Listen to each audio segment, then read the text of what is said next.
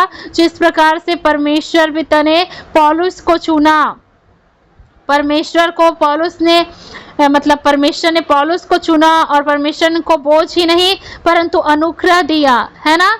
परमेश्वर के अनुग्रह उनके लिए बहुत था। पौलुस किसी भी जो कि समस्याओं में सामना करना पड़ा उनको, जहाजों में, है ना, तूफानों में, और जो है कि बंदी गृह में, तो और सताओं में, विरोध में, और तो और उसके शरीर पर जो है कि तकलीफ हुई, फिर भी उन्होंने प्रार्थना किया। खुदा ने कहा कि मेरे अनुग्रह तुम्हारे लिए काफी है। तो जब एक व्यक्ति को, जब ये जो हमारे बुलाहट हमको जो मिलता है, वो जो बुलाहट जो होती है वो हमें, वो एक बोझ ही नहीं होता है कि हम लोगों के लिए जो है कि सेवा करें, लोगों के लिए जो है कि उनके लिए प्रार्थना दुआ करें। एक ये मतलब बोझ ही नहीं परंतु क्या है, एक अनुग्रह का एक कार्य भी है, एक अनुग्रह का कार्य है, एक परमेश्वर की ओर से जो आपको अनुग्रह मिला है। हर किसी व्यक्ति को आज के समय में ये चीज नहीं मिल सकता कि तुम दूसरों के लिए प्रार्थना करो, दूसरों के लिए तुम दुख उठाओ और खुदा की सेवा करो, तुम्हारे आंखों में आंसू आए और दूसरों को मुस्कान दो। आज के संसार में ऐसा कोई लोग नहीं करता, लेकिन खुदा जिसको चुना है, जिसको बुलाया है, यदि उसके आंखों में कितने भी आंसू आते रहे, फिर भी वो अपने आंखों से आंसू को पोंछ करके वो दूसरों को क्या देगा, खुशियां ही खुशियां देंगे, दूसरों को मुस्कान ही देंगे, क्योंकि वो एक बोझ ही नहीं परंतु एक अनुग्रह का कार्य होता है, जो कि एक परमेश्वर ही एक व्यक्ति को क्या करता है, अनुग्रह देता है प्रियो, है ना। तो जो कि पौलुस जो है कि तीमुथियुस को लिखता है, आप निकालेंगे पहला तीमुथियुस 3:1 को कोई पढ़िएगा,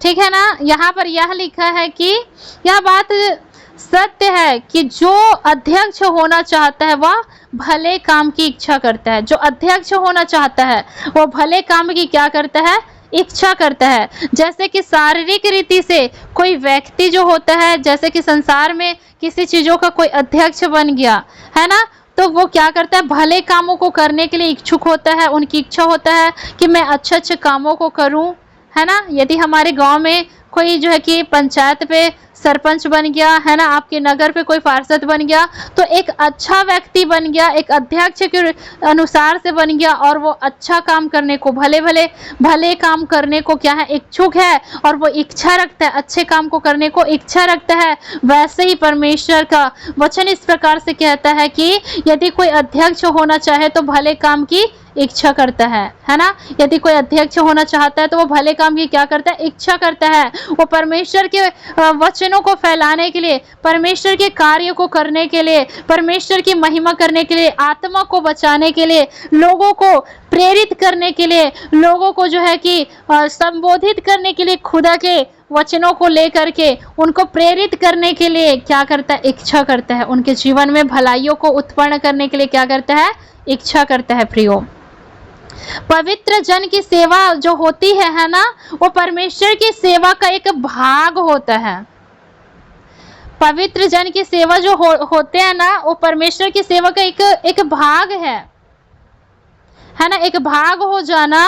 और क्या है कि दिन प्रतिदिन परमेश्वर के वचन की खोज करने के लिए अलग किया जाना होता है। मतलब परमेश्वर किसी व्यक्ति को चुना है, पवित्र जन को चुना है, तो परमेश्वर की सेवा के लिए चुना है, परमेश्वर के भाग होने के लिए चुना है। दिन प्रतिदिन परमेश्वर के वचन की खोज करने के लिए उन्हें क्या किया है, अलग किया है परमेश्वर ने।